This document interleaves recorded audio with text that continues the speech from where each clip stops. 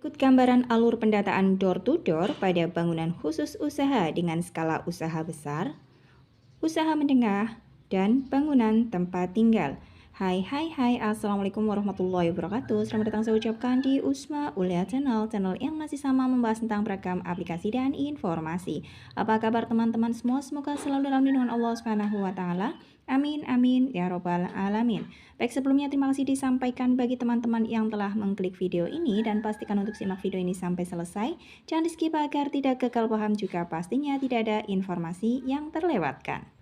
Baik, langsung saja masuk ke pembahasannya. Untuk video kali ini akan saya coba berikan gambaran ya untuk alur pendataan secara door to door pada teman-teman sekalian yang mencakup apabila di wilayah door to door yang menjadi wilayah tugas teman-teman ditemukan bangunan khusus usaha dengan skala usaha merupakan usaha besar, kemudian skala usaha merupakan usaha menengah, dan juga ditemukan bangunan tempat tinggal. Baik, langsung saja sebagai contoh ini adalah salah satu wilayah tugas saya. Ini adalah peta WSS yang menjadi beban tugas saya ya. Dan sudah saya lihat untuk legenda petanya di mana arah utaranya adalah seperti di sini. Maka untuk arah baradanya ada di sini, dan kebetulan sebagai contoh ini wilayahnya mudah diakses sehingga saya melakukan pendataan mulai dari arah barat daya sesuai yang disarankan dan sudah biasa dilakukan oleh PPS. Selanjutnya pada saat melakukan pendataan door to door pastinya sudah memakai semua atribut yang diharuskan, kemudian juga membawa instrumen yang diperlukan. Dan sebagai contoh di arah barat daya ini merupakan PT, merupakan bangunan khusus usaha dengan skala usahanya adalah usaha besar, dan saya contohkan di sini ada dalam prelis ya. Ini seperti yang teman-teman lihat pada layar, ini adalah aplikasi fasihnya. Dan sebagai contoh untuk yang ada di barat daya ini, saya beri noktah untuk nomor bangunan yang ke-1 yang saya datangi, diberi angka 1 karena nomor bangunnya yang 1 adalah Sinar Bukit Algoritma. Maka di dalam fasihnya dilihat saja, klik tambah. Kemudian di sini sudah muncul ID SPR-nya. Kemudian ada skala usaha yang sudah ditampilkan ya, gitu merupakan usaha besar berdasarkan dari keterangan SPR yang sudah didata sebelumnya. Kemudian di sini karena memang ada di prelis, maka saya langsung klikkan saja aksi dan saya buka di sini.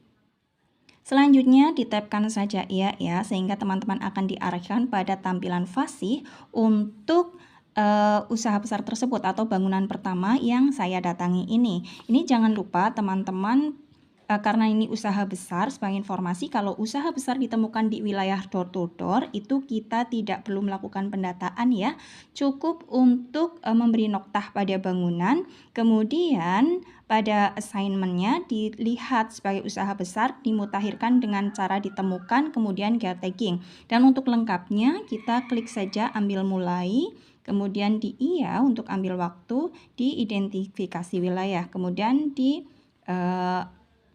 dijawab untuk semua tampilan yang harus dijawab, misalnya tidak ada perubahan wilayah, kemudian kode pos diisikan. Ini saya contohkan untuk diisikan di kode pos tersebut ya. Ini saya contohkan asal saja, kode posnya adalah 5 digit dan kemudian di berikutnya. Kemudian di sini ada jenis prelisnya berdasarkan data SPR, kemudian nama bangunan atau usaha perusahaan tersebut adalah Sinar Bukit Algoritma, kemudian keberadaan bangunan lainnya atau usaha tersebut tetap ditemukan, kemudian dituliskan alamatnya di sini, kemudian untuk blok dan juga nomornya, kemudian nomor urut bangunan diisi, dan kemudian ini sudah ada keterangannya bangunan khusus usaha sudah terisi otomatis ya, karena merupakan bangunan khusus usaha. Misalkan alamatnya saya tulis di sini Jalan Melati ya. Jika ada gangnya, pastikan teman-teman tulis dengan lengkap, ini sebagai contoh saja. Kemudian untuk bloknya misalkan tidak ada, maka saya stripkan. Dan untuk yang berbintang ini harus ada isian dan ada panduan ya. Jika tidak ada, maka isikan strip. Kemudian nomor bangunannya adalah nomor 1, seperti yang tadi saya sampaikan. Kode penggunaan bangunan adalah sebagai bangunan khusus usaha, yaitu pilihan pertama. Kemudian lakukan geotagging. Selanjutnya, jika sudah melakukan geotagging, karena ini merupakan usaha besar yang ada di wilayah door to door, maka langsung submit saja. Teman-teman jangan lupa untuk menempelkan stiker pada bangunan tersebut ya, dan tuliskan juga nomor SLS atau sub SLS, nama SLS, dan nomor bangunan. Karena untuk usaha besar ini merupakan tugas dari PPLUB yang mendata, maka untuk jumlah usahanya ditulis saja 1 terlebih dahulu, karena untuk lebih detail berapa usaha yang ada di dalamnya akan diketahui pada saat PPLUB mendata usaha besar tersebut. Selanjutnya, setelah mengidentifikasi adanya usaha besar di nomor urut bangunan yang ke-1 ini, misalkan saya bergeser ke arah sebelahnya, ini masih kawasan usaha besar tersebut ya. Ini ada di sini ada bangunan khusus usaha sebagai contoh, ini adalah bangunan yang kedua, dan setelah diidentifikasi bangunan khusus usaha tersebut sudah ada di prelis. Misalkan sebagai contoh, ini adalah bangunan usaha dari usahanya Pak Andi, yaitu merupakan Cilok Andi. Dan sebagai informasi, sebagai contoh, Pak Andinya sendiri tidak tinggal di wilayah SLS ini, tetapi wilayah SLS lain. Maka karena Pak Andi tidak tinggal di wilayah SLS ini dan untuk bangunan ini adalah bangunan khusus usaha, maka yang didata atau diidentifikasi bangunan ini merupakan bangunan khusus usaha. Dan misalkan bangunan khusus usaha yang merupakan Cilok Andi atau Cilok milik Pak Andi ini ada pada prelis, maka langsung saja dibuka untuk tampilan Cilok Andi nih ya, seperti yang saya tampilkan pada teman-teman, maka tinggal dibuka saja. Seperti yang terlihat pada layar, misalkan skala usaha pada usaha Cilok Andi tersebut merupakan usaha menengah berdasarkan data dari SPR sebelumnya, maka silahkan dibuka saja. Jangan lupa untuk memulai dengan cara klik mulai waktunya dan kemudian diidentifikasi wilayahnya, diisi semua isian yang teman-teman harus isikan di sana. Nah, ini teman-teman akan diarahkan pada form pemutakhiran usaha. Karena ditemukan, maka dipilih ditemukan. Karena kita sudah memilih ditemukan, ada pertanyaan turunan yang harus teman-teman isikan untuk nama jalan, kemudian blok atau nomor rumahnya, dan nomor urut bangunan. Dan di sini diisi saja, misalkan sama dengan yang tadi, yaitu Jalan Melati. Kemudian untuk bloknya tidak ada, maka di strip saja, dan setelahnya nomor urut bangunannya adalah yang kedua, yaitu setelah yang tadi pertama merupakan bangunan dari usaha besar ya. Nih ditulis angka 2 sesuai dengan yang ada pada isian teman-teman yang teman-teman isikan pada fasi. Kemudian untuk kode penggunaan bangunan juga sudah ada bangunan khusus usaha ya, dan ini sudah sesuai, masih berlaku juga sebagai bangunan khusus usaha, tapi tidak menutup kemungkinan nanti pada saat teman-teman kunjungi di lapangan, bangunan khusus usaha tersebut bisa saja berubah menjadi bangunan tempat tinggal atau yang lainnya. Untuk itu perlu untuk dimutakhirkan. Dan setelahnya juga teman-teman jangan lupa untuk mengambil geotagging dan melakukan pendataan pada bangunan khusus usaha tersebut. Setelah geotagging, kemudian dilanjutkan dengan pengisian pada dokumen L-nya. Ini sudah ada jenis usahanya ya, Cilok Andi dengan pemiliknya bernama Andi. Maka teman-teman lihat, ini sudah masuk ke pendataan untuk pengisian di kuesioner L atau dokumen L-nya. Kemudian ada preprinted, isian yang sudah terisi otomatis.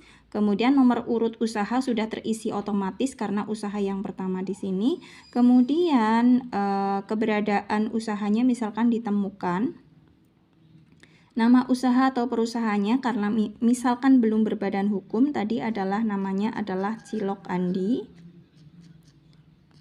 Tapi ada bannernya di depan bangunan khusus usaha tersebut ya, Cilok Andi, dan kemudian nama pemilik usahanya adalah Andi, misalkan seperti itu. Kemudian nama komersilnya juga sama, misalkan Cilok Andi.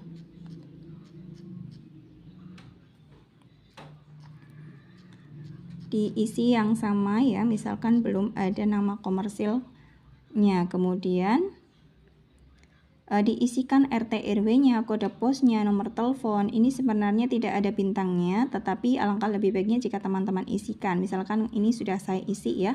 Kemudian nomor WhatsApp-nya juga harus teman-teman isi. Misalkan ini saya isi seperti ini. Ada nomor email jika ada homepage atau website yang harus teman-teman isikan jika memang ada. Kemudian jenis kawasan beroperasinya, misalkan ini Cilok Andinya ada di luar kawasan, maka saya pilih untuk pilihan 10. Kemudian ditanyakan apakah memiliki nomor induk berusaha.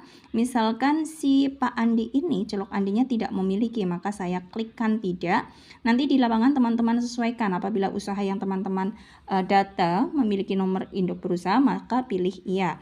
Kemudian apa alasannya ditanyakan, karena memilih tidak alasannya apa. Misalkan si Pak Andi ini dalam proses pembuatan, maka saya pilih kode 1. Kemudian apa status badan usaha dari usaha atau perusahaan tersebut.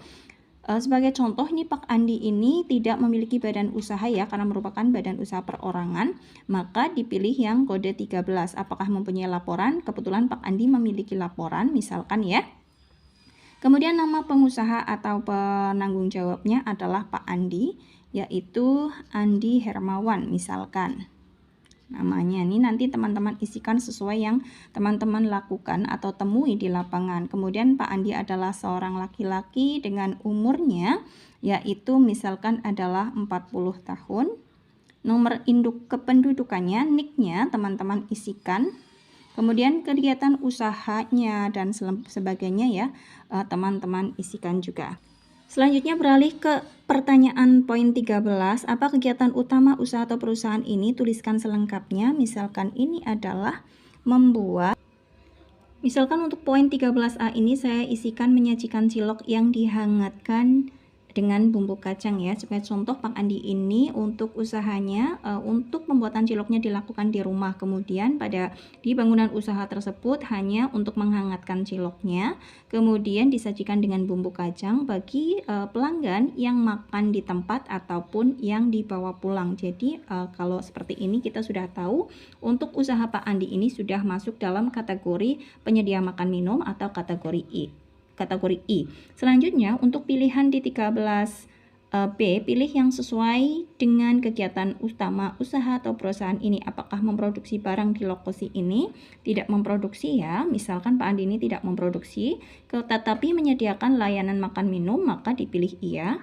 Kemudian di mana usaha tersebut biasa dilakukan? Misalkan ini saya temukan di lapangan, saya pilih kode 5 yaitu merupakan gede ya. Kemudian apa produk utama yang dihasilkan adalah cilok. Dan selanjutnya saya klikkan untuk dapatkan rekomendasi KPLI. Kemudian saya terima rekomendasi dari KPLI yang ditampilkan oleh AI, ada pilihannya, dan ini sudah yang sesuai dengan yang saya temukan untuk usahanya Pak Andi adalah di kode I, penyedia makan minum untuk aktivitas penyedia makanan di bangunan tetap, karena bangunannya tetap ya, gedenya tetap berada di situ, maka saya pilih untuk opsi yang kedua yaitu kode 56101. Setelahnya di poin 13H muncul secara otomatis kategori I sesuai yang sudah saya pilih tadi. Kemudian jaringan usaha dari usaha perusahaan ini misalkan merupakan usaha tunggal, usahanya Pak Andi adalah usaha tunggal. Apakah usaha perusahaan ini menggunakan internet dalam menjalankan usahanya? Setelah saya konfirmasi ke Pak Andi, misalkan memang menggunakan internet untuk menerima pesanan dan juga untuk pembelian bahan baku, bahan untuk membuatnya ya, dan lain sebagainya. Kemudian tujuannya setelah dikali informasi apakah menerima pesanan barang dan jasa dengan tujuan penggunaan internet tersebut iya. Apakah untuk produksi tidak, distribusi tidak juga. Kemudian untuk membeli bahan baku online iya, untuk promosi iya, kadang di-upload di status WA-nya, dan yang lainnya mencari informasi terkait bahan-bahan dan lain sebagainya, maka digunakan juga. Kemudian untuk poin 16C, apakah usaha atau perusahaan ini memproduksi barang jasa yang ramah lingkungan? Ini tidak. Apakah usaha perusahaan ini memproduksi barang jasa yang ramah lingkungan? Tidak sama sekali ya. Kemudian apakah usaha perusahaan ini menggunakan input untuk tujuan perlindungan lingkungan dan atau pembelian barang dan jasa yang ramah lingkungan? Misalkan contoh pengeluarannya untuk pengelolaan dan pembersihan limbah dan sampah, pengendalian polusi udara, perbaikan tanah dan air tanah, pengurangan kebisingan, pelestarian alam, keanekaragaman hayati, audit atau penilaian lingkungan. Misalnya si usaha Andi ini tidak termasuk ke dalamnya. Kemudian yang di poin 18 juga misalkan jawabannya tidak. menghasilkan produk bersertifikat halal, misalkan ini memang sudah bersertifikat halal, maka diisi iya, kemudian berapa jumlah varian produk yang sudah ada 1 varian, jumlah yang belum bersertifikat 0 karena memang cuma 1 varian dan 1 produk saja ya. Untuk poin 21 diisinya misalkan tidak, kemudian 22 apakah terlibat dengan MBG juga tidak terlibat. Kemudian untuk di poin 23-nya tentang pertanyaan apakah usaha perusahaan melakukan penjualan atau pembelian kepada bukan penduduk Indonesia selama periode 1 Mei 2024 sampai dengan 31 Agustus 2026. Ini misalkan tidak, penjualannya juga tidak, pembelian jasanya juga tidak. Kemudian untuk kategori pekerjanya, misalkan Pak Andi ini bekerja sendirian ya, berada di kedai sendirian, maka pekerja laki-lakinya 1, pekerja perempuannya 0. Kemudian total pekerja untuk di 24C1 terisi otomatis 1, pekerja dibayarnya, misalkan Pak Andi tidak mengalokasikan untuk biaya sendirinya sebagai biaya tenaga kerja untuk dirinya, maka diisi 0. Pak Andi di sini dikategorikan sebagai pekerja tidak dibayar. Selanjutnya total juga terisi otomatis dan pastikan untuk 24C2 dan 24C1 isiannya sama ya. Ini sama-sama 1. Ini juga poin penting harus diceklis oleh PML pada saat melaksanakan pemeriksaan. Selanjutnya, tahun berapa usaha perusahaan ini mulai beroperasi? Misalkan Pak Andi ini mulai usahanya di tahun 2024, maka diisi 2024. Dan ini akan secara otomatis untuk pertanyaan berikutnya adalah untuk pengeluaran pendapatan dan aset selama tahun 2025 karena memang isian sebelumnya adalah tahun berdirinya, yaitu sebelum tahun 2026 ya, maka yang ditanyakan adalah untuk rincian pengeluaran pendapatan dan aset di tahun 2025-nya. Kemudian total upah dan gaji serta jaminan ini diisi 0 karena memang tidak ada alokasinya. Kemudian biaya produksi segalanya ditanyakan. Kemudian untuk pengeluaran, untuk pendapatannya juga harus ditanyakan kepada teman-teman sekalian ya. Dan juga nilai aset di poin 28. 29 bagaimana susunan kepemilikan modalnya. Misalkan Pak Andi ini 100% modalnya adalah modal pribadi, tidak ada tambahan modal atau bantuan modal dari pihak manapun. Maka untuk poin 29-nya diisi 0. 29 yang A saja yang diisi 100, kemudian untuk B dan sampai dengan F diisi 0 sehingga totalnya di poin 29G adalah 100%. Dan ini misalkan isiannya. Dan pertanyaan berikutnya yaitu mengenai pengeluaran pendapatan dan aset selama tahun 2025. Ini tampilannya adalah di tahun 2025 karena tahun berdirinya atau beroperasi dari usaha Pak Andi ini sebagai contoh di tahun 2024. Apabila usaha yang teman-teman temukan misalkan mulai beroperasi di tahun 2026, Fasih akan secara otomatis ya menampilkan untuk pengeluaran pendapatan dan asetnya yaitu selama tahun 2026. Jadi sudah terintegrasi secara otomatis. Dan pertanyaan di tahun 2026 di poin 26 ini, mohon maaf, yaitu mengenai rincian pengeluaran tahun 2025. Sebagai contoh untuk total upah dan gaji serta jaminan sosial pegawai ini adalah 0 karena memang tidak ada gaji atau biaya gaji yang diberikan kepada tenaga kerja. Kemudian biaya produksi misalkan berdasarkan informasi yang diterima dari Pak Andi bahwa Pak Andi ini setiap harinya sekitar biaya produksinya sekitar 50.000 dan dalam 1 tahun beroperasi selama 350 hari karena terkadang tutup. Maka diperoleh angka 17.500.000. Kemudian biaya operasional untuk airnya misalkan sebulannya adalah 100.000, maka 1.200.000 untuk 1 tahunnya. Kemudian biaya operasionalnya juga sama 100.000 per bulan, maka saya isikan di sini 1.200.000 untuk 1 tahunnya. Kemudian total pengeluaran sudah terisi secara otomatis yaitu 19.900.000. Selanjutnya di rincian 27 yaitu untuk rincian nilai pendapatan di tahun 2025. Misalkan sebagai contoh Pak Andi ini memberikan gambaran bahwa pendapatan setiap harinya itu berbeda-beda dan setelah dikali informasi itu di angka 100 sampai dengan 150.000 tergantung dari sepi dan ramainya usaha tersebut. Dan setelah dibikin rata-rata, Pak Andi memberikan informasi bahwa satu harinya sekitar 120.000. 120.000 kita bisa hitung di sini ya, misalkan beroperasi lama 350 hari dalam 1 tahun, maka 120.000 dikalikan 350.000, maka hasilnya adalah 42 juta. Ini dalam ribuan ya. Maka kemudian bisa diisikan di sini nilai pendapatan barang dan jasanya, yaitu 42 juta. Ini kurang ya, 42 juta ini tadi dalam ribuan dan ada koma nolnya. Setelah di copy ternyata tampilannya berbeda. Kemudian pendapatan lainnya yang dihasilkan dari perusahaan, ini terkadang Pak Andi juga selain menjual cilok juga menjual minuman, dan kadang ada sisa-sisa plastik dan lain sebagainya. Itu bisa dijual kerongsokan ya, dan nilainya yaitu bisa dikalkulasi tidak pasti. Dalam 1 tahun bisa memperoleh sekitar 300.000, maka diisikan di sini 300.000 sebagai contoh ya. Kemudian berapa persentase pendapatan yang dilakukan secara online? Karena tadi pada saat ada pertanyaan penggunaan internet, Pak Andi juga kadang menggunakan internet untuk usahanya ya, yaitu untuk menerima pesanan dan lain sebagainya. Dan dari usaha online-nya dipresentasikan menurut informasi yang diterima dari Pak Andi misalnya adalah 50%. Jadi 50%-nya adalah secara online dan 50%-nya lagi secara offline. Artinya langsung datang ke lokasi gedenya Pak Andi. Selanjutnya di poin 28 yaitu untuk mengetahui nilai aset tanah dan bangunan pada 31 Desember 2025. Misalkan setelah digali informasi untuk bangunan yang digunakan Pak Andi dalam berusaha atau usaha tersebut, usaha cilok tersebut adalah ukuran 3x4.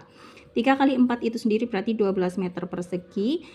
Kemudian untuk tanahnya ini sebenarnya bukan tanahnya Pak Andi, maka Pak Andi ini tidak memiliki, usaha tersebut tidak memiliki aset tanahnya ya, dan bangunannya itu dia terbuat dari papan. Adapun nilai dari pembuatan papan dan genteng dan segala macamnya termasuk instalasi listriknya, Pak Andi memberikan informasi misalkan senilai 2 juta. Maka di sini diisikan 2 juta, saya isikan 2 juta. Nanti teman-teman saat mendata di lapangan harus disesuaikan ya, barangkali untuk tanahnya sudah milik dari pemilik usaha tersebut atau bukan. Kemudian nilai aset selain tanah dan bangunan, yaitu misalkan gerobaknya, piring dan lain sebagainya, kemudian ada tabung gasnya dan segala sesuatunya. Misalkan Pak Andi menginformasikan senilai 1.500.000, maka ditulis saja dan secara otomatis untuk poin 28C sudah terisi. Kemudian berapa luas tanah yang dikuasai dan digunakan untuk kegiatan usaha pada 31 Desember 2025 dalam meter persegi. Tadi misalkan diperoleh informasi yaitu 12 meter persegi karena ukurannya 3x4. Kemudian bagaimana susunan kepemilikan modal di usaha atau perusahaan ini pada 31 Desember 2025 berdasarkan informasi misalkan seluruh modalnya berasal dari modal pribadi Pak Andi yaitu 100%, dan untuk lainnya tidak ada yang menanamkan modal ya pada Pak Andi, sehingga untuk yang poin 29 untuk yang B sampai dengan yang F diisikan 0. Selanjutnya setelah poin 26 sampai dengan 29 terisi, mohon maaf, kita beralih ke blok selanjutnya yaitu tentang blok catatan. Berikutnya kita beralih ke bagian selanjutnya yaitu catatan ya. Setelah catatan harus mengisikan juga nama pemberi informasi atau keterangan pemberi jawaban, dan misalkan untuk yang memberikan informasi adalah Pak Andi sendiri sebagai pemilik usaha, kemudian nomor telepon, email diisikan juga, dan jangan lupa diminta untuk tanda tangan. Misalkan ini adalah tanda tangannya Pak Andi, kemudian disimpan. Setelah tanda tangan, jangan lupa untuk klik waktu selesai apabila teman-teman sudah selesai mengisikan semua jawaban pada kuesioner yang ditampilkan, dan jangan lupa untuk klik submit atau kirim jika dirasa isiannya sudah benar, dan pastikan apabila mengirim jawaban atau mensubmit harus galatnya ini identifikasinya 0 ya. Di sini ada peringatan, sebenarnya peringatannya apa bisa dilihat, apakah memiliki nomor induk berusaha.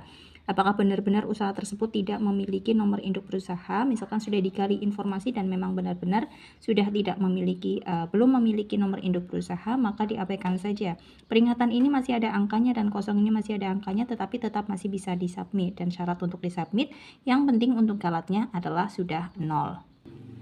Selanjutnya misalkan sudah selesai dengan kedainya Pak Andi atau cilok Pak Andi yang merupakan bangunan khusus usaha, saya beralih ke bangunan berikutnya merupakan bangunan tempat tinggal.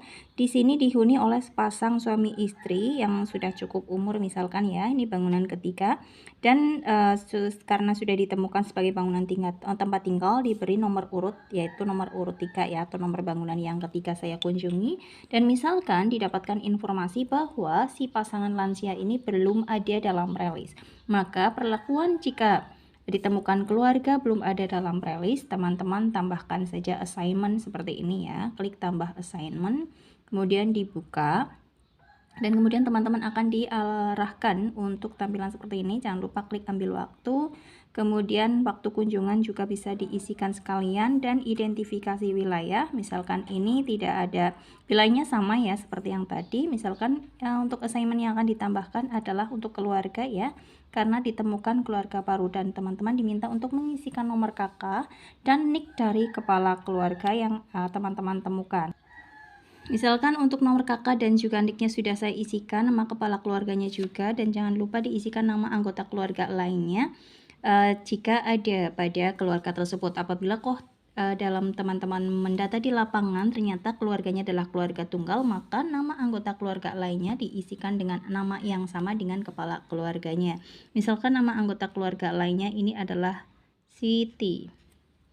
Kemudian otomatis ini adalah sebagai keluarga baru karena belum ada di prelis. Kemudian misalkan ini adalah sesuai dengan kakak. Kemudian alamatnya misalkan sama tadi ya di Jalan Melati.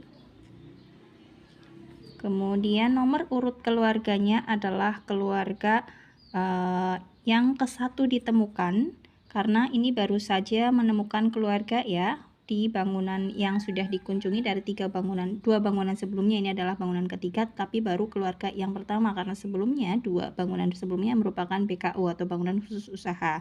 Kemudian nomor urut bangunan diisi 3 sesuai yang sudah diberikan noktah pada peta dan diisikan 3. Kemudian bangunannya merupakan misalkan contohnya adalah bangunan tempat tinggal, maka dipilih untuk yang bangunan tempat tinggal. Kemudian jangan lupa untuk tagging. Selanjutnya untuk pertanyaannya yaitu jumlah anggota keluarga berdasarkan kartu keluarga. Misalkan ada 2, maka diisi 2 di sini. Kemudian apakah Samin atau anggota keluarga dari Samin memiliki usaha penyewaan lahan? Misalkan tidak. Misalkan setelah digali informasi ini pastikan teman-teman tanyakan satu persatu ya.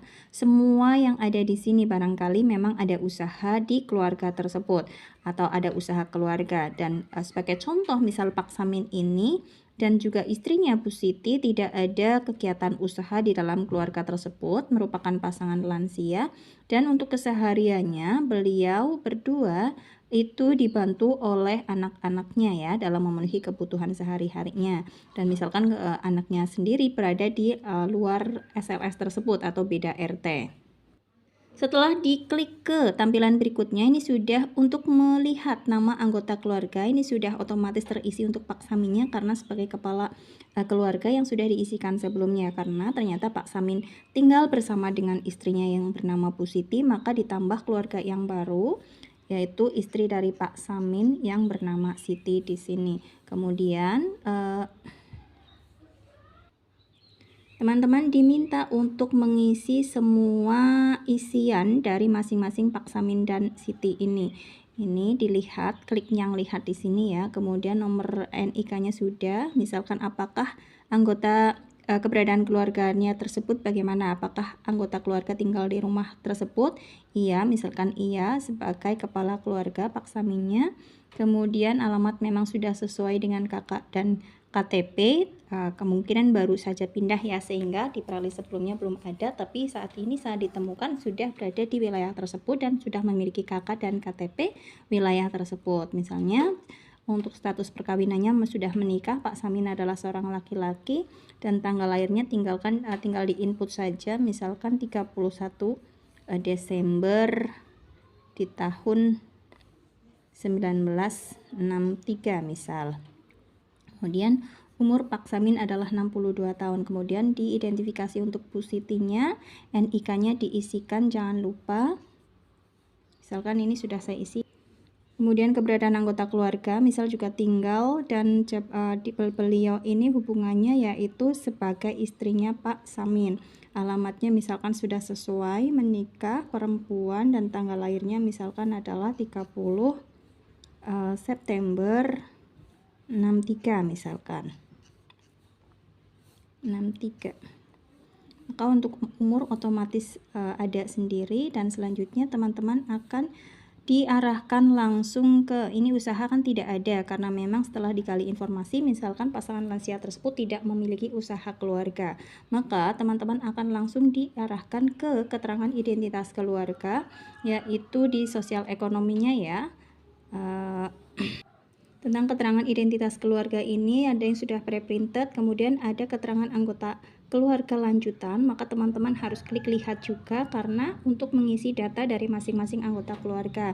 Misalkan Pak Samin ini tidak bersekolah lagi, kemudian ijazah yang ditamatkan misalkan SD, profesinya beliau tidak bekerja, kemudian biasanya memiliki pendapatan tidak, usaha tidak punya usaha ya, transfer pasif income seperti pensiunan misalkan juga tidak, rekening iya sebagai untuk usaha pribadi karena untuk pribadi rekeningnya karena kebetulan misalkan beliau ini menerima bantuan dari pemerintah dan disalurkan melalui bank, maka punya rekening yang digunakan untuk pencairan pada saat pengambilan bantuan tersebut. Kemudian setelah dikali informasi misalkan Pak Sami ini ada keluhan diabetes dan juga tekanan darah tinggi, maka diisikan pada poin tersebut. Ini sebagai contoh, beliau ada keluhan hipertensi dan juga diabetes atau kencing manis. Untuk yang lainnya tidak, misalkan ini nanti teman-teman harus pastikan menanyakan satu persatu untuk barangkali ada keluhan yang dirasakan oleh si responden. Ini Alzheimer juga tidak, lainnya juga tidak. Kemudian Bu Siti juga harus diidentifikasi satu persatu seperti Pak Samin tadi, misal sudah tidak bersekolah, ijazahnya juga SD, misalkan beliau juga tidak bekerja. Tidak bekerja berarti pilihan yang pertama. Kemudian tidak menerima, tidak, dan ini untuk Bu Siti ini sendiri misalkan ditanya apakah memiliki rekening aktif atau dompet digital, misalkan beliau tidak, jadi yang mendapat bantuan atas nama si suami misalkan. Dan Bu Siti ini misalkan memiliki keluhan yang sama, yaitu diabetes dan juga hipertensi misalnya, maka diisi iya pada hipertensi. Rematik beliau juga memiliki, misal masalah jantung tidak, diabetes iya, kemudian yang lainnya juga tidak. Dan pastikan teman-teman sudah isikan semua pada pertanyaan yang ditampilkan di sini, apakah memang si responden atau anggota keluarga tersebut memiliki keluhan akan kesehatan yang ditanyakan tersebut. Setelah selesai dengan keterangan anggota keluarga lanjutan, karena ini tidak ada kegiatan usaha keluarga, maka beralih ke keterangan sosial ekonomi keluarga ya, dan mengenai keterangan perumahan ditanyakan jenis bangunan tempat tinggal yang ditempati, misalkan rumah tempat tinggal, memang berapa jumlah keluarga yang tinggal dalam satu rumah tersebut, ada satu keluarga, mohon maaf, yaitu keluarganya Pak Samin dan tinggal bersama istrinya. Misalkan memang sudah milik sendiri dan ada sertifikatnya. Perkiraan nilai sewa, misalkan ada di wilayah tersebut nilai sewa atau kontrak sebulannya adalah 500.000. Kemudian luas bangunannya misalkan adalah 42 meter persegi, kemudian lantainya misalkan adalah keramik. Untuk kondisinya cukup baik, kondisi lantainya. Kemudian untuk kondisi bahan bangunannya dari tembok dengan kondisi rusak ringan, kemudian atapnya dari genteng dan kondisi atapnya juga rusak ringan. Ini sebagai contoh, nanti teman-teman harus isikan sesuai dengan kondisi real di lapangan. Kemudian setelah digali informasi juga ada toilet, maksudnya ya, bisa digunakan untuk satu keluarga tersebut dan jenisnya adalah leher angsa. Kemudian ada septic tank juga untuk pembuangan akhirnya, dan untuk air yang dikonsumsi keluarga Pak Samin tersebut adalah dari sumur terlindung misalkan. Kemudian menggunakan meteran listriknya dengan meteran ya, dan jumlah meteran yang terpasang yaitu 1. Kemudian harus teman-teman klik di sini, ada lihat untuk wattnya, misalkan tegangannya yaitu 450, dan teman-teman harus mengisikan ID pelanggannya. ID pelanggan ini adalah yang jumlah digitnya ada 12. Misalkan ini adalah ID pelanggannya. Kemudian untuk nomor meterannya yang berjumlah 11 digit, ini misalkan adalah nomor meterannya. Kemudian di sini sudah ada tampilan cek nomor meteran ya, tetapi ini sebagai contoh saja, saya tidak perlu mengklikkan. Selanjutnya setelah diklik next, ada berapa nilai pengeluaran listrik sebulan. Misalkan keluarga Pak Samin untuk listriknya dalam sebulan katakanlah 30.000 misal. 30.000, pengeluaran pulsa dan internet misalkan juga misalkan 50.000. Mereka juga punya handphone ya. Pengeluaran makanan keluarga seminggu misalnya dihitung kisaran 30.000 sehari, maka dalam satu minggu 210.000. Dan ini kebanyakan dibeli ya, karena memang disupport oleh keluarganya atau anaknya yang berada di luar RT tersebut atau luar SLS tersebut. Rata-rata pengeluaran bukan makanan rutin keluarga bulanan, misalkan sebulannya mengeluarkan 100.000, untuk 1 tahunnya misalkan 500.000. Kemudian memiliki tabung gas yang 3 kilo, yang ini tidak. Kulkas misalkan tidak memiliki, AC juga tidak. Emas perhiasan kebetulan misalkan Bu Siti memiliki tapi tidak banyak, hanya 3 gram, maka diisikan saja dalam gram. Komputer tidak ada, sepeda listrik termasuk motor listrik, sepeda motor ada 1 misalkan, tetapi untuk keluaran lama hanya dengan nilai jual sekitar 4 juta saja. Mobil tidak punya, aset yang tidak bergerak, tanah selain yang ditempati, misalkan Pak Samin dan Bu Siti tidak memiliki tanah selain yang ditempati, rumah pun tidak memiliki selain yang ditempati. Kemudian nanti teman-teman diminta untuk mengambil foto untuk rumah ya. Di sini tulisannya 3, tapi untuk update terbaru sebenarnya hanya butuh 2 foto yang mencerminkan kualitas bangunan, dimana dibutuhkan untuk foto tampak depan harus mencakup atap dan dinding jika memang memungkinkan ya, karena banyak juga di wilayah perkotaan yang rumahnya mepet, tidak memungkinkan untuk mengambil foto bagian depan yang harus mencakup atap dan dinding. Kemudian foto yang kedua adalah foto ruang tamu, di mana harus mencakup dinding dan lantai. Untuk pengambilan foto ini sendiri bisa memilih dari galeri, bisa juga memilih dari kamera langsung. Misalkan ini saya isikan memilih dari galeri ya, saya persingkat saja. Untuk tampilan yang foto yang sudah saya ambil dari galeri dan sudah saya unggah, kemudian teman-teman bisa melihat apakah masih ada isian yang belum diisi atau galat. Nah, ini masih ada 2 galat, dilihat apa sih galatnya, nama pemberi informasi dan waktu. Kita klikkan saja dan nama pemberi informasinya misalkan adalah Pak Saminnya, kemudian diisi dan mintakan tanda tangan, dan kemudian disimpan, dan juga jangan lupa ambil waktu apabila teman-teman sudah selesai mendata keluarga Pak Samin, misalkan ini contohnya. Nah, ini galatnya sudah 0, maka teman-teman bisa mensubmit. Ini ada peringatan, nama kepala keluarga mengandung kurang dari 8 karakter. Ini memang karena misalkan Pak Samin benar-benar namanya hanya terdiri dari 5 karakter saja, kurang dari 8 karakter, ini bisa tuliskan teman-teman di catatan bahwa nama memang sudah sesuai dengan data yang ada di KTP maupun di KK. Demikian untuk informasi yang dapat disampaikan pada pembahasan kali ini, bagaimana cara pengisian apabila menemukan PKU dengan skala usaha besar dan juga PKU dengan skala UMKM ya, di wilayah teman-teman mendata nantinya, dan juga bangunan tempat tinggal apabila belum ada dalam prelist dan dalam bangunan tempat tinggal tersebut tidak ada usaha keluarganya. Dan akan saya coba berikan gambaran untuk next ya, misalkan ditemui ada bangunan seperti sekolah, kemudian masjid yang ada marbotnya, atau bangunan tempat bukan bangunan tempat tinggal ya, tadi masjid atau bangunan tempat tinggal kosong, akan saya coba informasikan di video berikutnya. Semoga informasi ini bermanfaat bagi kalian semua, dan apabila ada koreksi mohon dikoreksi saja ya, ditulis dengan cara tulis saja di kolom komentar. Mohon maaf apabila masih ada kekurangan. Salam sukses selalu tentunya, dan akhir kata wassalamualaikum warahmatullahi wabarakatuh.